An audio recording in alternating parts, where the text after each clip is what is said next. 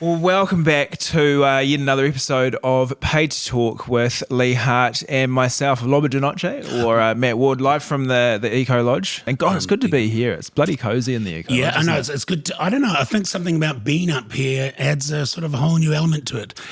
Especially with the guests. Yeah. I think they feel more comfortable and they relax and they're more, what's the word in English? They're a lot more forthcoming. Because it is quite romantic up here, you know. It's almost a little bit sexual. I'm really I think I seeing need to tell you, Matt, there's been a lot of romance up here over the years. But With you? I digress. Well, mainly involving myself. But, Okay.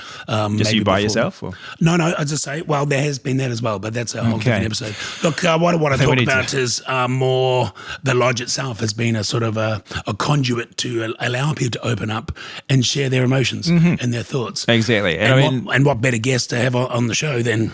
Yeah, exactly. You're not wrong. I mean, the very special guest we've got today, Leigh, is the one and only Morgan Penn, sexologist. How are you, Morgan?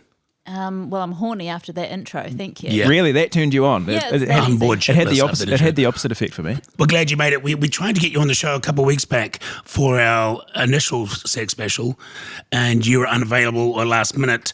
Matt and I had to do it ourselves, and got to be honest with you, it was a little bit eerie, really, a little bit. Yeah. We Don't know had if a you lot caught of any of negative it, but feedback. it was a tough listen for me in particular. Well, apologies. I did have a listen. It's not your fault. It's not your fault. Well, yeah, I'm not going to take all the blame. Obviously, you didn't entice me well enough the first time, but now you've invited me to your batch, and I love that. Do you feel that here? Do you feel relaxed? Yeah, it reeks of sensuality. But can I just pick a bone with you, Yeah, Leigh, sure. about that episode that I was meant to be on? Did you listen to it? Yeah. Oh, good God. Okay. Yeah. I did, actually. And you are letting down the whole woman race by the way you're talking about cunnilingus. Good one, Leigh. But you said that you don't do it all the time. Well, not all the time. Why not? Well, I'm not always with a woman. You know, so you can't always... Well, I suppose you need the cunny in the first place to do the linguist part. I was hoping to segue to cunnilingus maybe slightly later in the show, but now that we're there... But you did hear what I said about my tip for giving cunnilingus was pretending you're mouthing out the alphabet. The issue was being...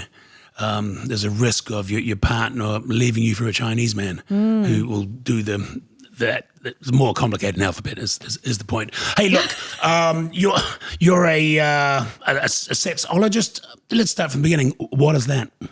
I help people have better sex, and I'm a somatic sexologist, which means I really work with the body. We need to integrate the body and mind to get all parts online to have really good sex. Okay. And we're living in a time where people are really disconnected from their bodies and their sensual bodies, and we're spending so much time on technology that we're not in our feeling bodies, we're in our thinking bodies. So are you bringing people out of their shells? There could be couples that have been together for a while and they're not as intimate as they used to be, that kind of thing? Absolutely. People that don't have confidence either. And we're seeing this world where there's wild sex happening in movies and people are like, how do I do that? I don't have a skill set of that.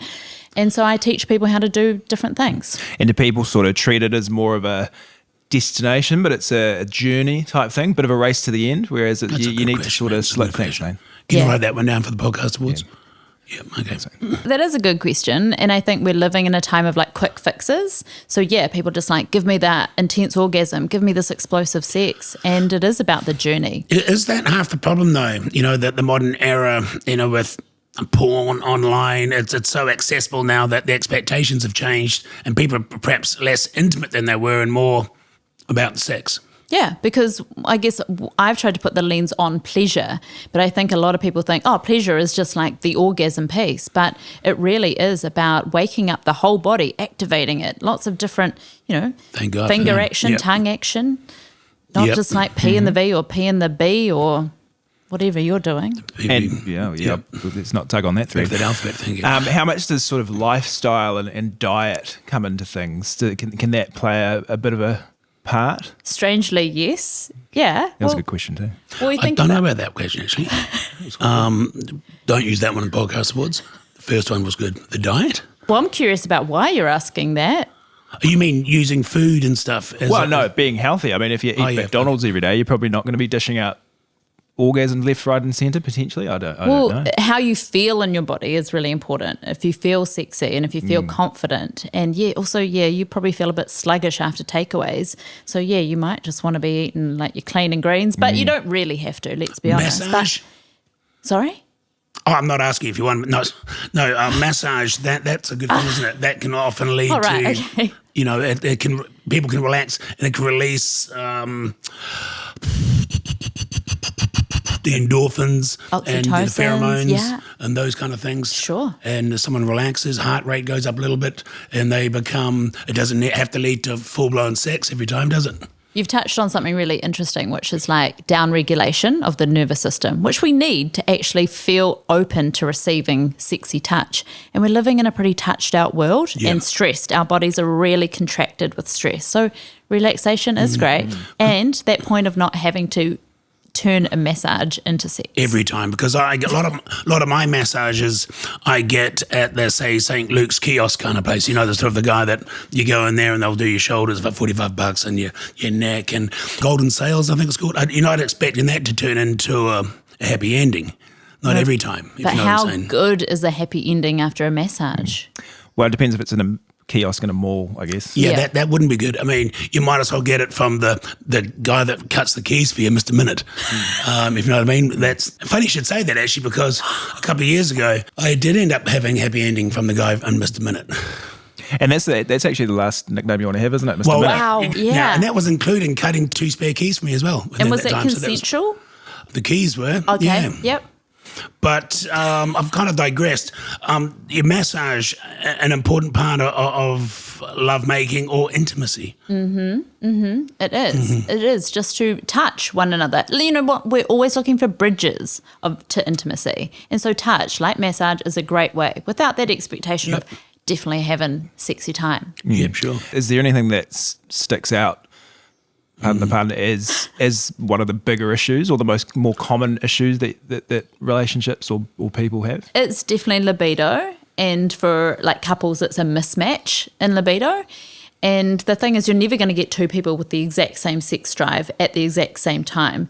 So it is just about figuring out what's working for those people and just helping ignite more sexiness in their bodies and in their life. I'm going to chuck a word at you, pheromones. Give it to me. Okay, pheromones. Like, for example, you could find someone attractive, you could end up being with them. It just doesn't quite happen once, you know what I mean? But then there's someone else who, on the surface, you perhaps don't find as attractive, but the pheromones somehow, there's something about it and you find it irresistible or keep going back there. Pheromones, yeah. Pheromones. Leigh, what you're telling me is we're animals. Yeah. Actually, and we are, and we should be having animalistic sex. And what's attractive to one person isn't necessarily the same for the other. That's why we're like flowers, I suppose. We're all, you know, that's how we meet people. Can we take it back to the beginning of how you trained to become a sexologist and what was the graduation party like? There was a cuddle puddle. Have you ever heard of cuddle puddle before? I really do. Supplement your question, what's a cuddle puddle? Yeah, so you just get on the ground with a whole group of other bodies and you just touch each other. You cuddle, you stroke, you writhe around and feel good. Bit of heavy petting? Yes, if you want to. Is that, can I ask, is that naked or clothed? Or? You can start clothed, it can change. It's just about keeping communication open. And but it really was a real celebration of bodies. Yeah. In addition to being a podcast, we're obviously a visual medium. Got any footage of that? I thought you were going to suggest we start a cuddle puddle over there. Oh, no. It'd be easy to use the footage that's already there, I suppose. I can't release that footage, unfortunately. No, that's fair enough. I can understand. For free. Yeah, fair enough. But name your because it's not porn. It's not what we're talking about. We're talking about coming out emotionally as much as anything, isn't it? How's this? I mean, this your podcast has gone gangbusters. It's going great. I mean, part of this podcast, we like to talk to people who turn their interests, I suppose, or their passions into their life or their job. So you just say that's a passion for yours? Yeah, absolutely. It is my heart art. I use this as a platform to tell the stories of what I actually stand for in the world, which is we should be empowered in our sexualities. We should reclaim our pleasure. And I've found the best way to do that with my podcast is to tell all my dirty stories, my own personal stories, because I think it's so much more powerful when you hear other people's truths, right? Yep. Especially the hard things that you don't really want to tell the world. That's actually what hits pretty hard. So I think it's important. Everybody knows so much about my body. I said to my manager, I said, I don't think I can tell the world about having my ass eaten out by a person in a room full of 50 people when I was at sex school and still hold credibility in my mahi, in my work. And he said, Morgan, everyone's eating ass behind closed doors. Like, you're just going to talk about it and people are going to love it. And he was right. Yeah, but I know what he's saying. If you were working at AI insurance or something, that wouldn't be happening. That's right. Yeah, but in that context, or a telephone company, I can't remember. They keep changing names so often. Which one it is? One New Zealand is it? Used to be Telecom. What's that? A Spark now. Or Mr. Minute. Spark could be Spark. Okay, let's bring it back to a personal thing then. You've obviously got relationships, or in them, or having them, or there could be someone on the horizon. How has your job, your podcast, affected those relationships? Because I would argue, if I would feel maybe intimidated, perhaps. Do men feel intimidated? Segued well out of eating ass there. That's good. Yeah. You don't want to go deeper into the ass? I kind of do. Yeah, I think we'll come back to it. Okay, yeah. Well, let's go there. Where did that take place? Whereabouts did that take place? And how did that come about? It took place in Palmerston North, of all places. That doesn't surprise me. Yeah. Okay. Yeah. Yeah, it was at Haydn. It's actually the biggest Tantra community in Australasia, that place. And all walks of life, all ages, and you're there to release your sensuality. And I kind of went there a little bit undercover to actually see what the hell was going on at this place. People had thrown around the word cult, sex cult. Yep. And I thought I better check it out. And unfortunately, I did some pretty weird stuff. Unfortunately or fortunately, you're saying you have regrets about it all? Some things, yes. Okay. Some things got pretty weird, like that example I just gave you. I never thought I'd do that and then talk about it on a podcast for my mum to hear. But, here we are. Here we are. Well, at least your mum won't listen to this one. True. But that must have been empowering as well, though, because, as you say, your challenge, your thing is to talk about sex with people. So if you can't go there, who can? If you know what I mean? That's right. And I think there's only so much I can learn from a textbook, right? You got to get out in the coalface, literally. And I can only take my clients as far as I've gone. So, yeah, it was very expensive sexually for me. Well, I've never heard the ass being called a coalface before, but I can certainly see the analogy you're using there, and that makes a hell of a lot of sense. And actually, my father was a coal miner, so. But obviously, the podcast is great, and that's the main reason we've got you on here, so our ratings will go up slightly.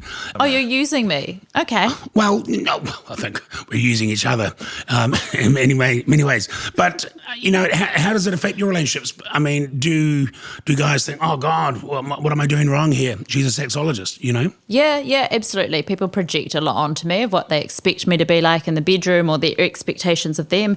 Actually, I'm just the gal next door who loves a good missionary, Sunday, or to be munched out, at lunchtime. It's nothing wild. Who doesn't? But exactly. Yeah.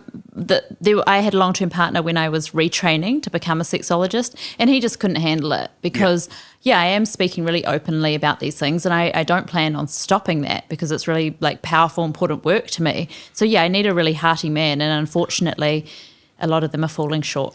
I think there's a lot of comedy in sex too. I think there can be a lot of fun involved in that as well. Mm-hmm. That, oh my God, my story might end up in a podcast in a couple of weeks. You know what I mean? Was that me she was talking about? Or that, you know what I mean? Yeah. I've never really used it like that except from this season where I actually, and I never planned to, but I've started back when I was 14 when I masturbated about the next door neighbour, that poor guy didn't even realise what he was actually being targeted for. Yeah. But I don't actually talk about people like that without their consent. Yeah, sure. Okay. Yeah. Don't name them. No, I give them aliases like Long Schlong and Cowboy. And I mean, those are the aliases you want, really, if you're going to have any. What would you like to be called if you were? Well, you don't get to choose it, unfortunately. Well, yeah, that's the thing with nicknames. You don't get to choose your own. That's true. I'd happily dub myself Long Schlong or Cowboy, but I'm not sure that my partner would agree. Yeah, exactly. You could give me some details and I could make a name profile, for you. make a fake profile if you like. Erogenous zones. Now you're talking. Okay. Erogenous zones. Mm-hmm. How many are there? Oh, well, it's debatable. Is it actually. how long is a piece of string? Yeah, because it's just about where your nerves, a good cluster of nerves innervate close to the skin, and that's different for everybody. Yep. But we've got a few like 12 Obvious ones, definite yeah. hot spots, you know. And it is worth activating all of them, because if we want expansive pleasure in the body, we need to get all of them online, and that will impact an orgasm. It'll impact your whole time in your body, especially when you're turning it on. Yeah. And toes, that kind of stuff. A lot of people are into that kind of thing. Some aren't, and that's an erogenous zone for some. Yeah. Do you have a favourite erogenous zone? Probably my penis.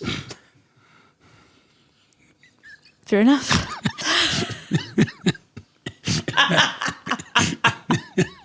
We're just going to take a quick break, and we'll be back with Morgan Penn very shortly. All right, welcome back to Paid to Talk, where we are live from the Eco Lodge talking to sexologist Morgan Penn about all things sex, erogenous zones, climaxing.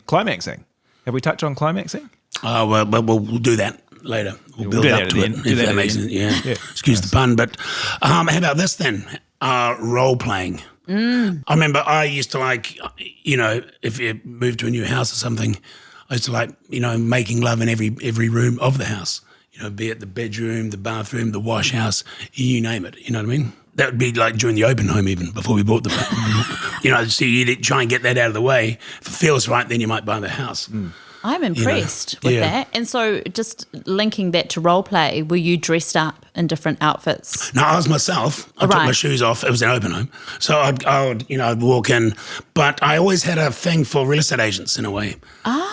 Female real estate agents. Always found that kind of sexy. Not the male ones? I remember my past partner, I'd pretend that she's a real estate agent and I'm the guy coming in to buy the house, and see how this unfolds, and problem with that, you'd end up getting I'd start haggling about the house and picking up things that we owned the house already, but I'd be going on about, the wash house is a bit small in it, and she'd be trying to convince me, and I'd go, is that just the 3-bedroom, this kind of thing. Next thing you know, we're having a big argument about the place. Oh, yeah. There's not north face and this kind of stuff, or we would break up for 2 or 3 weeks. So the role playing could go wrong sometimes, and then if you have take to, it too serious. Yeah, break up sex, though, that would get you back on. Sex. Yep. Yeah. Yeah. Complicated. Yeah. As role playing and sort of sex in obscure places, is that something you'd recommend to sort of spice things up a little bit? Absolutely. I think, we need to shift out of our mundane and the norm. Like, our bodies love new things, and there's nothing more exciting than just not being you, like in a role play, actually. Outdoor sex, I've never done it for me. Never done it. It's never done it for me for some reason. You're not... unless we're going to get a sponsor like Bivouac, because I'd say it had, but not a house I haven't bought that haven't had sex in it before I moved into it. Put it that way. Breath work. What? Thank you. Breath work? Thank you. Yes? I'm just trying to get away from that. Yeah, no, and I'm into it, and I'm just engaging That's a with thing. you. Body mapping, breath work. Breath work is really important for actually moving orgasmic energy around the body. And quite often when we're thinking about arousal, we're in our genitals, and we're just down here in our pelvis, and using the breath makes it a really more full body experience. And breath work can take you into trance-like states, and so we use that when we're trying to do energetic orgasms. It's a really important piece to that. What's an energetic orgasm? It's like something you feel like you're in the stars. It's like a whole body, but more expansive than you. And you can train yourself to prove that sort of tantric kind of stuff. Yeah, and you still need breath, sound, and movement for that. So it is energetic, but the body is still very much involved in it. Bringing it back to pornography this day and age, how things have changed. Very serious question now, which concerns me a little bit. Say AI, how that is going, right? I can picture someone that I know. I've probably got a picture of them, and AI will put them in a sexual scenario for me, and there'll be a porn there. I may be in it, I may not, but I could watch myself having sex with yourself or Matt in this scenario. But there's no stopping, there's no policing that going on, if you know what I mean. It is a violation. They're scrambling, our laws are changing because of these kind of things, because we have had cases of that in the online rape. Yeah. And there's the obvious sort of celebrity fakes, deep fakes. That was the first level of it. Yes. But now we're at a whole new level where you can see what we can do with AI. What concerns do you have, being in touch with this kind of stuff that could be happening going forward? I've got like deep concerns because really our nervous systems crave human connection. Yep. Touch, intimacy, vulnerability, like these are all very key, important pieces of being a human. And when we are connecting with a robot in a way that we would normally be with another person, we are so devoid of all those nourishing things. And then we're having very shallow relationships in the world. We don't know how to relate to bodies. But we get to a stage where you're wearing a thing in it, and you'll be wearing suits where it is sort of a physical touch. You will be feeling electrical impulses, and you would have designed this perfect AI sex partner for yourself. For a lot of people, that may be good enough. You know, they may not be having that much sex anyway. That would become the new norm. Yeah, it's quite scary though, because that's the thing with the mind is like if it really believes something's happening, your body can have a physiological response, but it's still not the same or as nourishing. It's like I'm really a big advocate for vibrators, but if you're using them every time, you're actually not having the most pleasure you can have because you're actually short-circuiting yourself. You're creating like neural pathways that are so short instead of expansive pleasure and moving at your own body's sort of speed. the instant gratification kind of thing. That's Yeah. And it's hard and fast, and our bodies actually aren't designed for that. We're actually meant to orient to the subtleties of pleasure. That's why we've got erogenous zones, you know, to find yummy little bits everywhere. 12 of them. And, you know, who knows, if you're married, you're doing that, you might become addicted to it. At what point are you perhaps cheating on your partner? Maybe in time at least, because they're saying, well, how about me? You spent 3 nights now with this thing, or vice versa. Well, I'm already dealing with that because there are AI like dating apps where you get a person there that will talk dirty to you and instigate all this like really filthy talk. And they're not real. They're not real. They're not real, no. And you can either create them or you could choose to be talking to a vampire that's going to suck your blood in all areas and really like turn filthy. And so I'm having like couples turn up where partners have found, you know, logins to these kind of AI apps, and these people are going and talking to these people and sharing this like moment, but it's not real. And then we have to figure out, is this cheating? How does it make you feel? What's the boundaries of the relationship? But it's just all escapism. Any kind of porn, it's the same kind of thing. It's you don't want to be in your reality. It's kind of used in conjunction with other stuff, isn't it? Yes. Makes me think now, because I was kind of seeing this girl online a bit like that, and I'm trying to think now, she was AI. You haven't met her in person yet? Well, actually, she was glitching all the time, you know. But then, funny enough, I did meet her for a date, and she was doing that anyway. So she obviously had some sort of stigmatism or something. So that's a bit of a relief. But as I say, I thought it was a computer. Well, you know, it's hard to explain. But she was at the restaurant, kind of buffering, you know. And we weren't in a buffet or anything. She was buffering, you know. But might have to take another quick break there, but we'll be back very shortly with Morgan Penn, sexologist.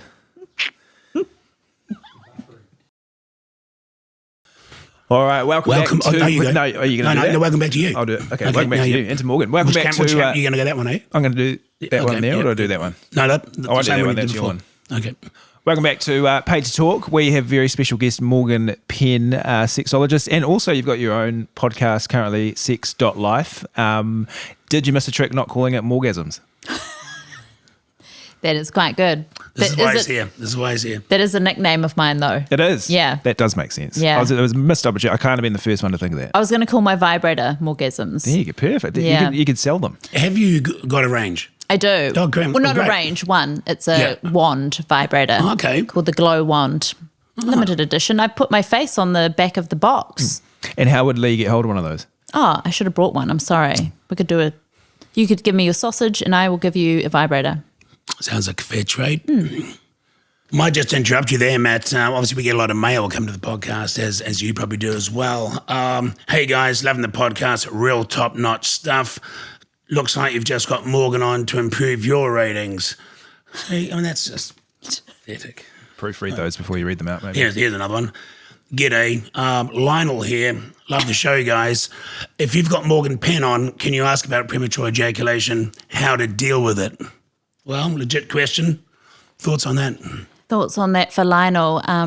Yeah, I mean, it happens and it's quite common. And I mean, what's the definition? What do you mean? Who's timing it, you know?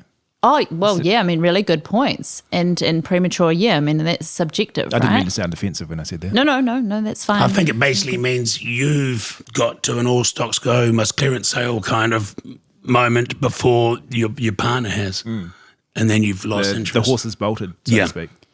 So the greatest thing you can do is like work on your presence in your body and your felt sense, and to be able to hold more orgasmic energy for longer. And so you can practice that by yourself. And so many people are jerking off to porn, and it's such a quick process. They're worried someone's going to come in or something. They're just trying to, Or you could think of your nana or something. to stop it. Probably you mean? not. Well, no. I do the alphabet in different languages, that kind of stuff. Words. Probably a that kind of better stuff. example to use. But I mean, you with your alphabet, that's not a bad thing. Like, say, if you were building up and you thought, oh my God, I'm going to be a squirtle turtle, I'm actually going to go down for the munch to break it up for a bit and hold that energy. Or try and in. name animals in that, you go A, aardvark, B, bear, C, cheetah, D, dog. You go right through until you can't do one anymore. Right. And what you find with that, actually, especially if you're doing it out loud, they've lost interest. You know what I mean? They don't feel so involved. And I've brought it up on numerous podcasts and 1,000 TV shows and radio shows. I just keep having to bring it up. But I had, I suppose, a bit of an issue with it a few years back. Don't know why. I certainly don't now. But I used the service of Mr. Chang. I don't know if you know him. He's a sort of 93-year-old Asian man, an old Chinese man. Yes. And he would come in, he would basically put acupuncture needles into my testicles. Holy hell. You know what I mean? Wow. As a sort of, that would change the blood flow and that kind of stuff. Oh, your chi. It's kind of after the fact I kind of worked out, it was working. But I think it was more the fact that he was in the bedroom at the time putting needles into my testicles while I was trying to make love. And he had an assistant there as well with a wok cooking up stuff and that. So I think that was more about why it worked for me as opposed to the actual, the ancient art of acupuncture. So is that... Well, yeah, if you have the distraction of a wok in your peripheral vision. That was more the smell, that, to be honest. Permeating. What are they cooking? Why do they have to do that now?